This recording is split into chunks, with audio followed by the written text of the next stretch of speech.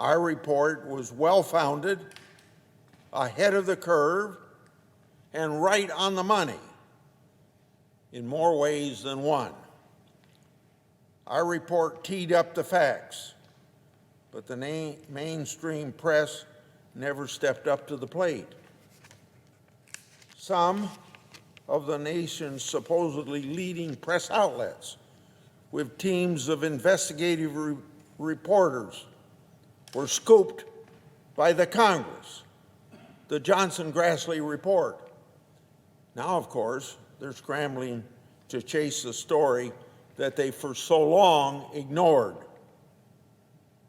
Now, it didn't have to be this way.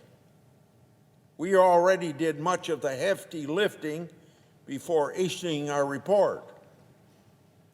The report made public information that hadn't ever been known before. For example, it showed the following: Hunter Biden and his associates and family members were connected to Chinese nationals and Chinese companies linked with the Communist Party and the People's Liberation Army. This includes the CEFC China Energy Company Limited and also that company's subsidiaries. Records show that a company linked to the communist regime sent Hunter Biden law firm millions of dollars. Other records show that Hunter Biden opened a line of credit with a Chinese national linked to the communist regime and funded it with approximately $100,000.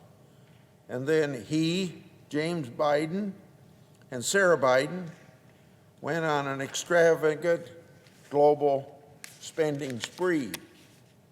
Still, other records show that Hunter Biden, via his law firm, also sent $1 million to James Biden's consulting firm, the Lion Hall Group. These transfers began less than 1 week after CEFC sent $5 million to a company called Hudson West III, a company linked to CEFC and Chinese nationalists associated with the communist regime, which then sent money to Hunter Biden's law firm. When the bank contacted Sarah Biden, who was associated with the firm's bank account, she refused to answer their questions and provide any additional documentation. According to the records that we have on file, the bank submitted the account for closure. Senator Johnson and I recently issued a supplemental to our report that showed Hunter Biden's close business associate, Rob Walker, received $6 million from a Chinese company linked to the communist regime.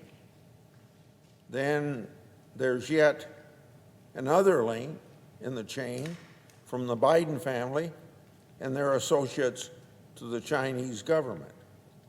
The report also showed that State Department officials believed that Hunter Biden's Burisma board membership created a perception of a conflict of interest and, quote, was very awkward for U.S.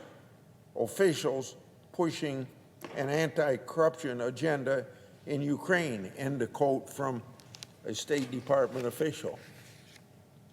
Secretary of State Kerry publicly denied knowing Hunter Biden's role on the Burisma board.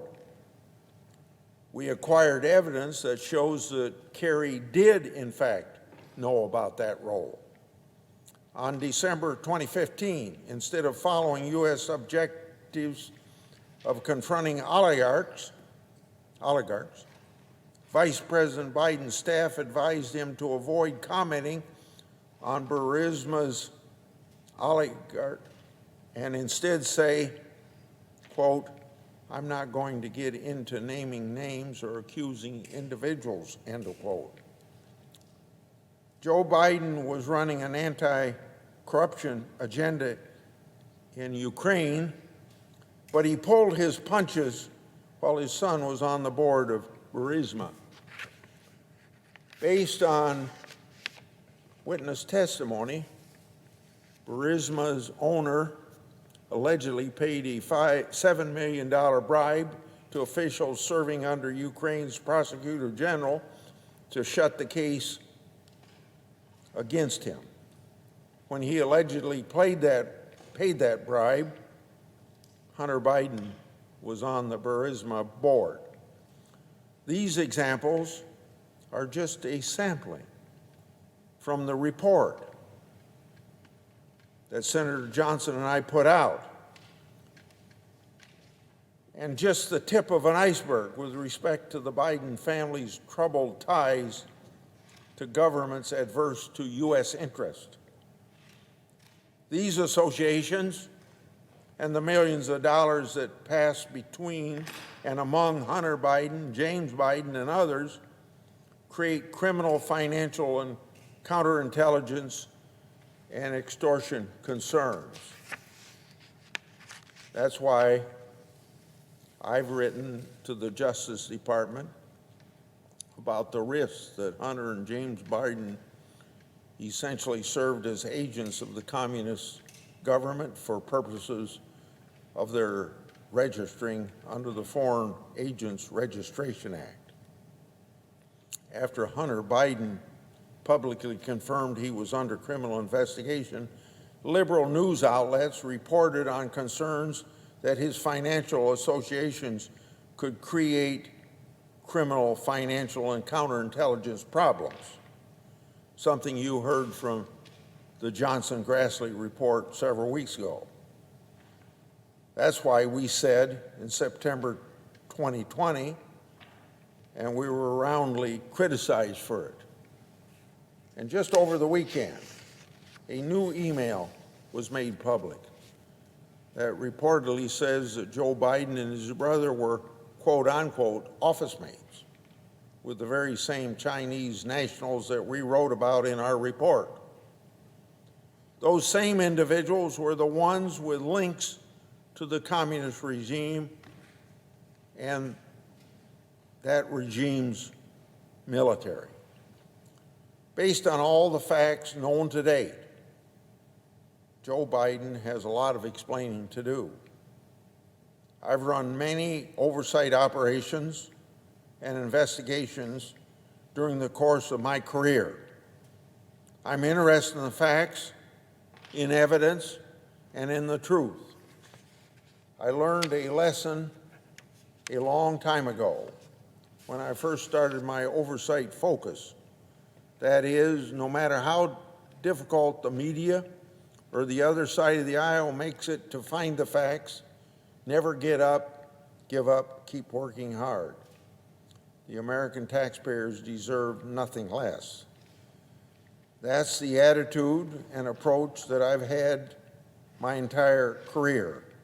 And it's what I will take with me as I continue to look into the Biden family matters and as I move to a leadership position on the Senate Judiciary Committee. I yield the floor.